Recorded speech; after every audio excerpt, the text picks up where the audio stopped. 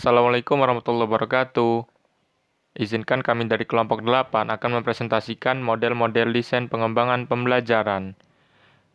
Kami dari kelompok 8 yang terdiri dari Lailatul Mardiyah, Reinhard Aulia Rahman, dan Yahya Satria Wibisono. Berikut presentasi kami.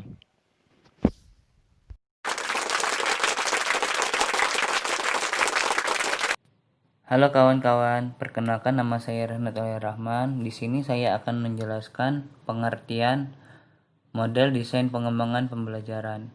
Secara umum, istilah model diartikan sebagai kerangka konseptual yang digunakan sebagai pedoman atau acuan dalam melakukan suatu kegiatan.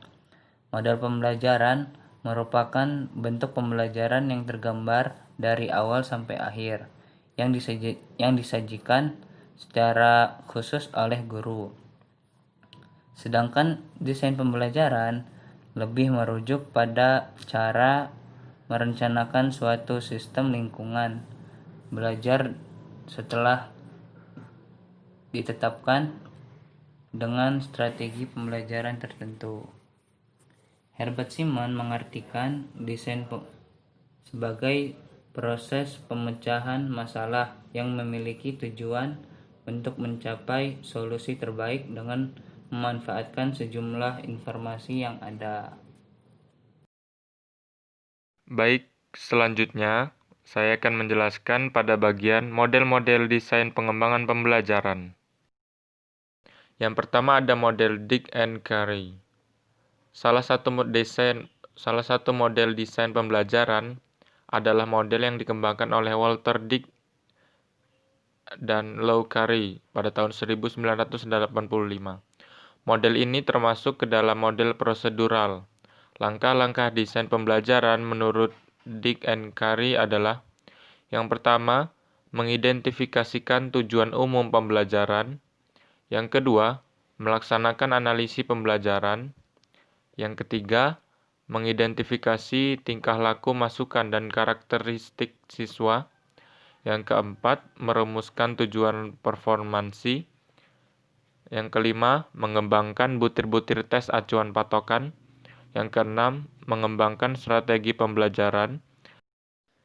Yang selanjutnya yakni model CAM.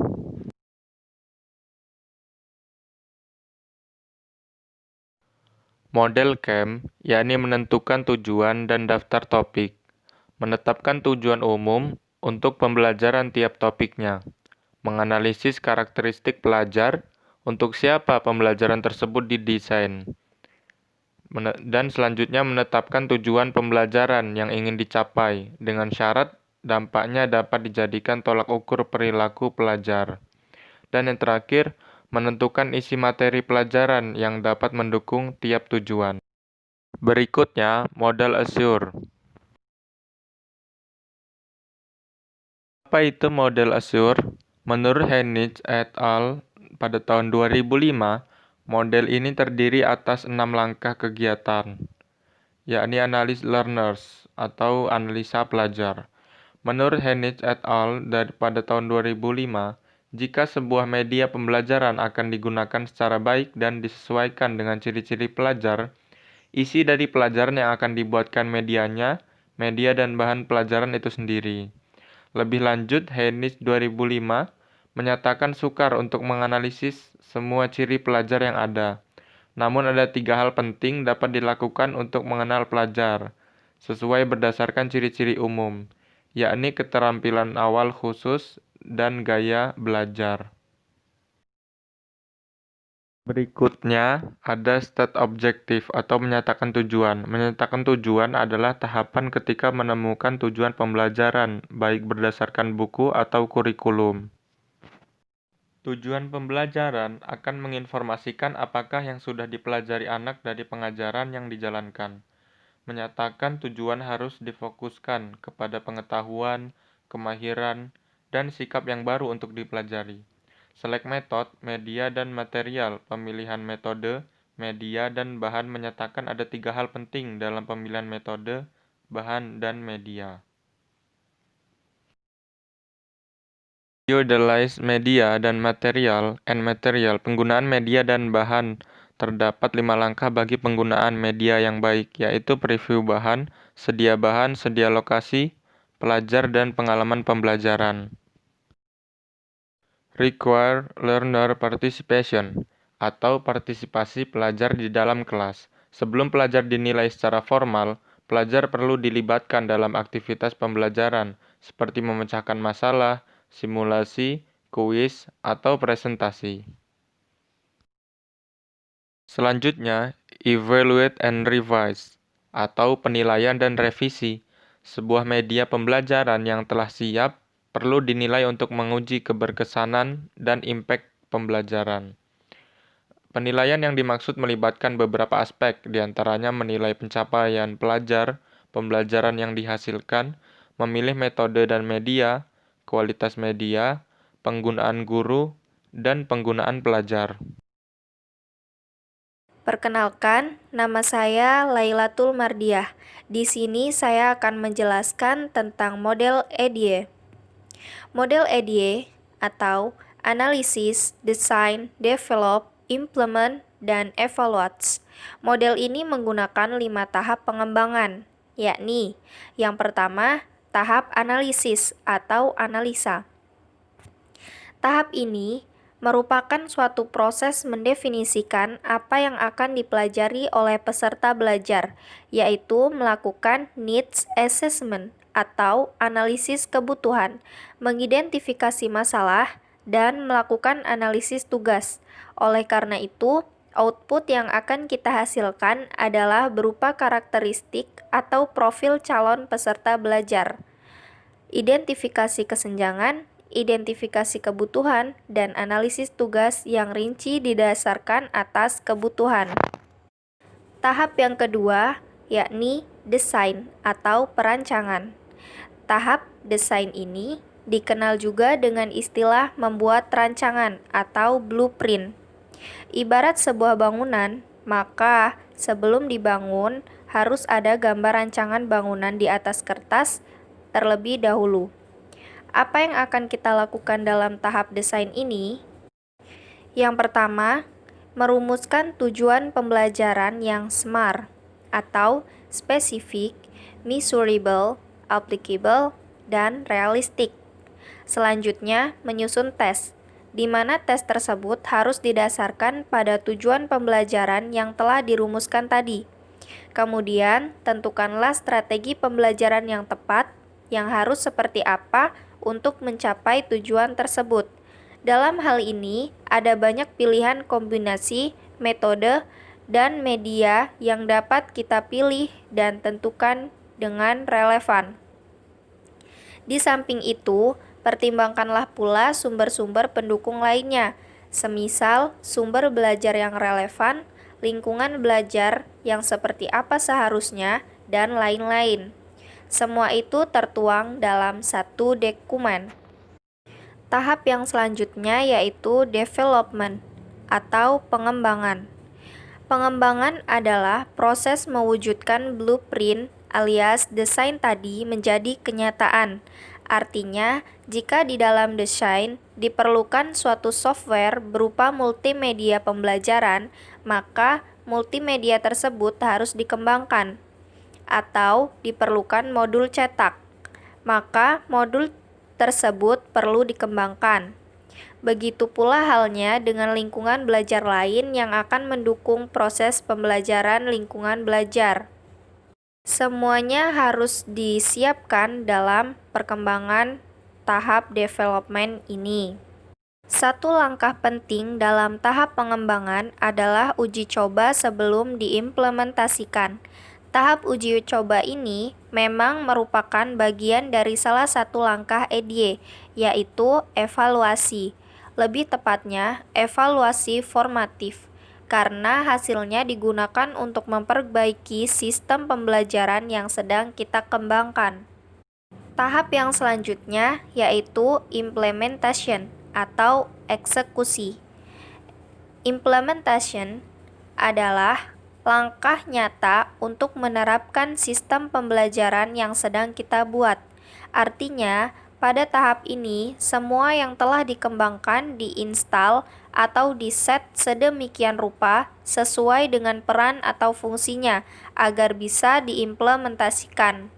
Misal, jika memerlukan software tertentu, maka software tersebut harus sudah diinstal. Jika penataan lingkungan harus tertentu, maka lingkungan atau setting tertentu tersebut juga harus ditata, barulah diimplementasikan sesuai skenario atau desain awal. Tahap yang terakhir dalam model EDY adalah evaluation atau umpan balik. Evaluation adalah proses untuk melihat apakah sistem pembelajaran yang sedang dibangun berhasil, sesuai dengan harapan awal atau tidak. Sebenarnya, tahap evaluasi bisa terjadi pada setiap 4 tahap di atas. Evaluasi yang terjadi pada setiap 4 tahap yang tadi sudah dijelaskan itu dinamakan evaluasi formatif, karena tujuannya untuk kebutuhan revisi. Misalnya pada tahap rancangan, mungkin kita memerlukan salah satu bentuk evaluasi formatif, misalnya review, ahli untuk memberikan input terhadap rancangan yang sedang kita buat. Pada tahap pengembangan, mungkin perlu uji coba dari produk yang kita kembangkan atau mungkin perlu evaluasi kelompok kecil dan lain-lain. Yang selanjutnya adalah model Hanafin and Peck. Ada beberapa fase dalam model ini. Fase pertama dari model ini adalah analisis kebutuhan. Fase ini diperlukan untuk mengidentifikasi kebutuhan-kebutuhan dalam mengembangkan suatu media pembelajaran, termasuklah di dalamnya tujuan dan objektif media pembelajaran yang dibuat, pengetahuan dan kemahiran yang diperlukan oleh kelompok sasaran, peralatan, dan keperluan media pembelajaran. Setelah semua keperluan diidentifikasi, Hanafin and Peck menekankan untuk menjalankan penilaian terhadap hasil itu sebelum meneruskan pembangunan ke fase desain. Fase yang kedua dari model Hanafin and Peck adalah fase desain. Di dalam fase ini, informasi dari fase analisis dipindahkan ke dalam bentuk dokumen yang akan menjadi tujuan pembuatan media pembelajaran. Hanafin and Peck menyatakan fase desain bertujuan untuk mengidentifikasikan dan mendokumenkan kaidah yang paling baik untuk mencapai tujuan pembuatan media tersebut. Salah satu dokumen yang dihasilkan dalam fase ini ialah dokumen storyboard yang mengikut urutan aktivitas pengajaran berdasarkan keperluan pelajaran dan objektif media pembelajaran seperti yang diperoleh dalam fase analisis kebutuhan. Seperti halnya pada fase pertama, penilaian perlu dijalankan dalam fase ini sebelum dilanjutkan ke fase pengembangan dan implementasi. Fase ketiga dari model Hanafin and Peck adalah fase pengembangan dan implementasi. Hanafin and Peck mengatakan aktivitas yang dilakukan pada fase ini ialah penghasilan diagram alur, pengujian, serta penilaian formatif dan penilaian sumatif. Dokumen storyboard akan dijadikan landasan bagi pembuatan diagram alir yang dapat membantu proses pembuatan media pembelajaran. Untuk menilai kelancaran media yang dihasilkan seperti kesinambungan link, penilaian, dan pengujian dilaksanakan pada fase ini. Hasil dari proses penilaian dan pengujian ini akan digunakan dalam proses pengubahsuaian untuk mencapai kualitas media yang dikehendaki. Model Hanafin and Peck menekankan proses penilaian dan pengulangan harus mengikut sertakan proses-proses pengujian dan penilaian media pembelajaran yang melibatkan ketiga fase secara berkesinambungan. Lebih lanjut, Hanafin and Peck menyebutkan dua jenis penilaian yaitu penilaian formatif dan penilaian sumatif. Penilaian formatif ialah penilaian yang dilakukan sepanjang proses pengembangan media. Sedangkan penilaian sumatif dilakukan setelah media telah selesai dikembangkan. Sekian rekan-rekan sekalian presentasi dari kami. Kurang dan lebihnya mohon maaf. Wassalamualaikum warahmatullahi wabarakatuh.